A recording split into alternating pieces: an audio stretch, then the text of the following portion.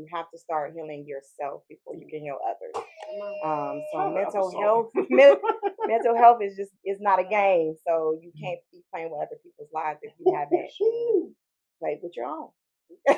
So challenge yourself, peel back those layers, and do the self-reflection. Yes, you were lighting this thing up.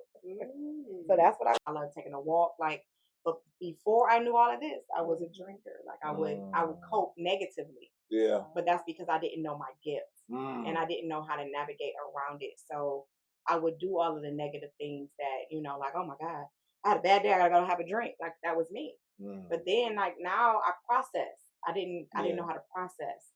So I just process, and my self-care comes from the things that I like to do. Yes, I might still go enjoy a cocktail, but it's not indulging in it. Yeah.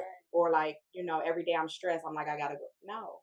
Like, no, what is it that you really need?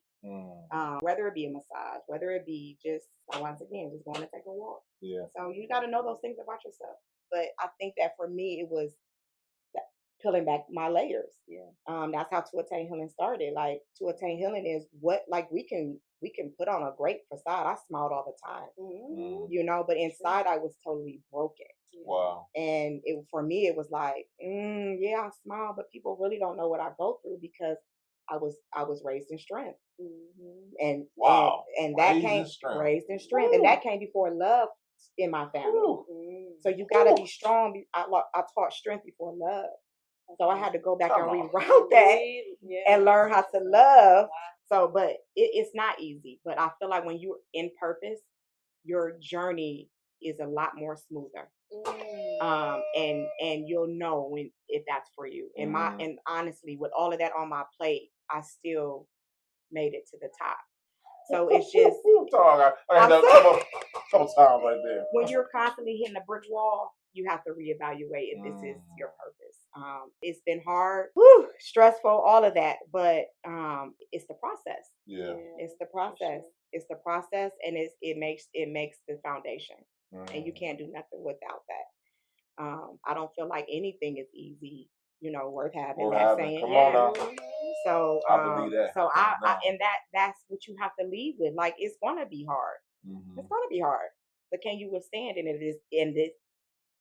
I remember when I was stuck with my therapist. I was looking for a black one, right? Her name is Siobhan. I'm like, oh, definitely, her name is Siobhan. She gotta be black, right? But I said that. So I probably watch. She's gonna watch. Is like, oh, for real, Brandon. I just probably is. With that being said, in today's culture, and like I feel like this is me personally saying, I feel like I can't say, because I've had other cultures, and I had other therapists before, and I feel like I had to coach them on the culture and the things that I'm going through, right? And I just want to talk about, have you seen the need for not us having, but the need for us to be able to identify the person that we're talking to about their traumas? Absolutely. Because our traumas are different. Yeah. Like, once again, our culture is founded on strength. So that alone, if you're going in and you're like, I got this big old plate and I've had it for so long. Yeah. Another culture is like, what is that? Like, or what?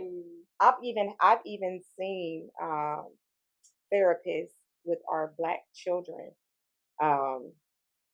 Them rapping like in a session or something like that, and they use it against them, like, oh, this person is depressed, or they want to kill themselves. Like, just like a simple rap verse. Right. So like I think it is important that we do have the people that are for us that can identify with our traumas, because that other therapist that looks like you knows what strength looks like in a Black family.